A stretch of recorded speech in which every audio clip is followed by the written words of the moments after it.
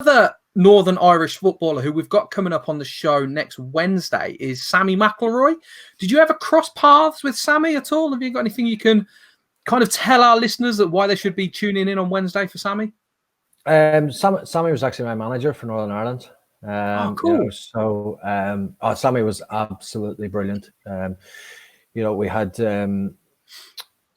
who was it left? I'm trying to think who left. I think he was the one after Brian Hamilton, or maybe after Laurie McMenemy. And you were just itching for things to work for Sammy because he's so passionate about the game, and again, a proud sort of Northern Ireland man who loved playing for his country, and loved managing his country. And unfortunately, things didn't work out for him, managing, and he just never seemed to have any luck.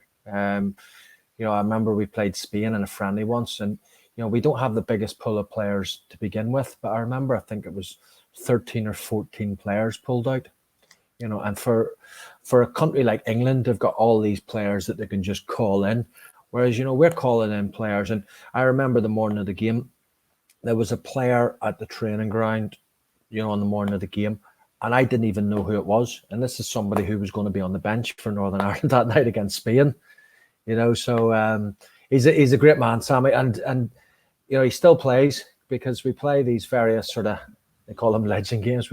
And Sammy still plays every single minute and absolutely loves it and still gets about the pitch. And I think he's maybe 63 or 64 now. So he's a brilliant guy, Sammy. So he's got, I'm sure he'll have loads of interesting stories, especially from being captain of Northern Ireland and being at Spain and in Mexico in the World Cups.